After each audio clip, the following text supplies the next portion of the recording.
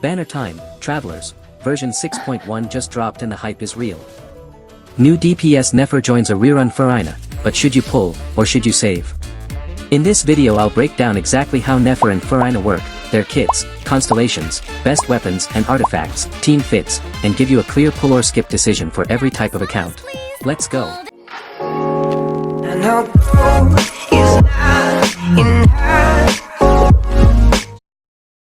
Here's the overview. So Nefer is a new 5-star Dendro Catalyst main DPS focused on her unique Lunar Bloom mechanics and heavy elemental mastery / crit scaling. Furina is the 5-star Hydro Sword rerun who functions as a team buffing Hydro support with healing and strong party buffs. Nefer's banner runs alongside Furina's rerun in Phase 1 of 6.1, October 22 to November 11, 2025. So now let's talk about Nefer. Nefer is a Dendro Catalyst whose whole kit revolves around generating and converting Lunar Blooms / cores into big personal damage. She's built to be an on-field main DPS that converts special mechanics into heavy single target and AoE damage. Think, main DPS that wants EM and crit, not purely reaction spam. Here's how her kit works step by step. Normal and charged, solid catalyst normals. When in her skill state her charged becomes a special, phantasm performance that summons a shade to deal Lunar Bloom DMG. Elemental skill, toggles a shadow dance state and creates cores / buffs, interacting with party moon signs. 2 Nod Cry condition, unlocks stronger effects, Ascendant Gleam, which are a big part of her ceiling. Elemental burst, consumes veils / seeds to convert into huge burst damage scaling off EM and consumed stacks. A lot of her peak damage comes from properly stacking and timing this. So now her playstyle and priority. Play Nefer as main DPS, skill spam to generate cores, charged / phantasm animation cancels to squeeze more uptime, and burst when you have veils stacked. Talent priority, skill to burst NA. Artifacts and stats, concise. Biz set, Night of the Skies unveiling, EM focused. Main stats, EM on sand / goblet, crit on circlet. Substats, crit / EM / ER if needed. Weapons, signature and R1 R5 value. Signature, Reliquary of Truth, gives big jump in her numbers. Best alternative, Nightweaver's Looking Glass or other high crit EM catalysts. R1 versus R5, her signature weapon gives a meaningful DPS jump at R1 and ramps toward R5. If you already have a 5-star catalyst that fits EM / crit, the signature is worth pulling for long-term players who want peak output. So now the constellations, are they worth it? Let's talk about it. Nefer benefits a lot from certain constellations that boost her shade mechanics and damage conversion, but her baseline, C0, is already a capable main DPS.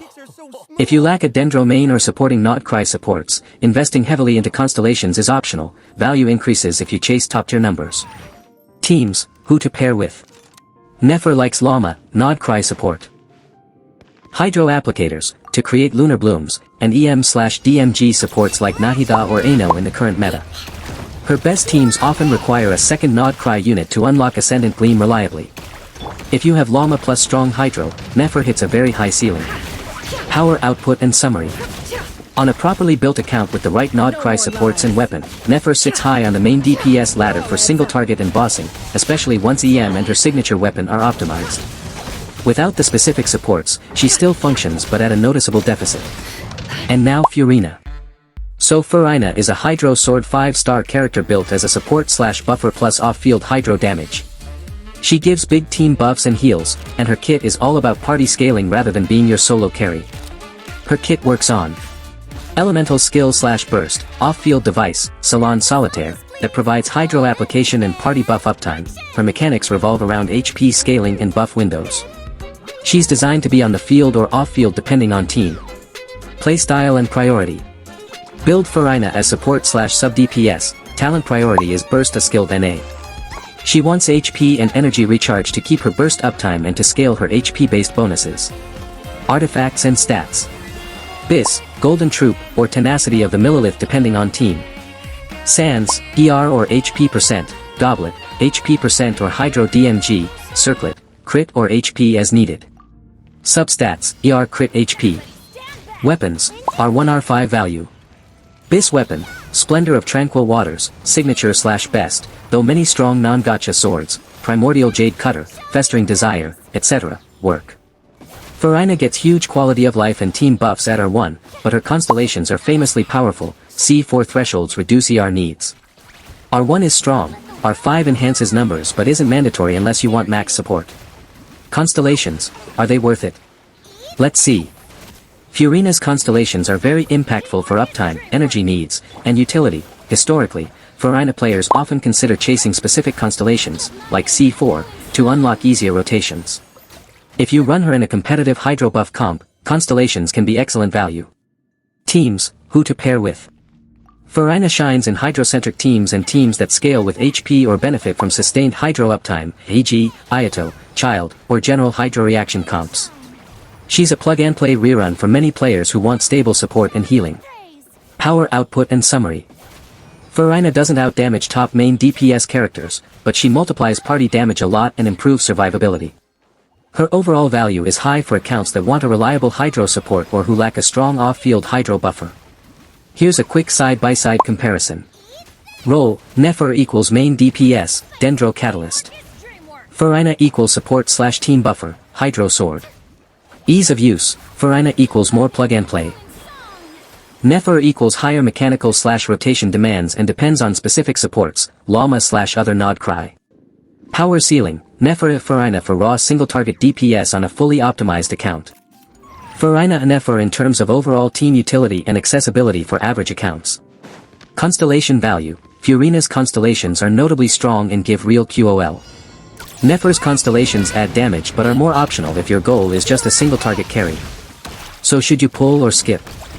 Use audience segmentation, free-to-play/light whales/dedicated whales/account planners.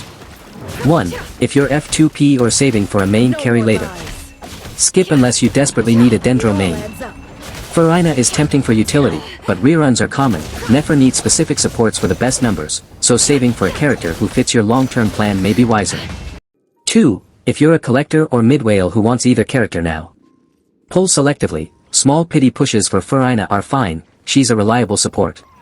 For Nefer, pull only if you already have Llama/good hydro supports or want a Dendro main, otherwise you may not get full value. 3. If you're whale/want top-tier numbers. Pull Nefer if you want a new top-tier Dendro main and plan to build her properly, signature weapon and supports. Pull Furina for strong team utility and C value if constellations matter to you. Both banners have legitimate reasons to pull, it's account dependent. Practical tip, if you only have resources for one 5-star, ask, do I need a main DPS, Nefer, or a system-wide hydro buffer, Furina? Pick the answer that fits your current roster gaps. Bonus rotation example. Quick, actionable. Nefer rotation, example skill charged/phantasm cancels burst when Veil stacks are full repeat, weave supports every 12-15s. Furina rotation, keep Salon Solitaire up, burst when available, swap to carry for off-field uptime, maintain ER needs. That's the breakdown. Nefer is the new Dendro main with a high ceiling but support dependent. Furina is a reliable rerun support who improves entire teams. Which way are you leaning, pull for DPS or pull for system utility? Tell me your roster down in the comments, list your 5 main characters, and I'll tell you which one fits your account best. If you found this useful, like, subscribe, and hit the bell. I post banner guides and rotation deep dives every update. Good luck on your pulls, travelers, may your pity be kind.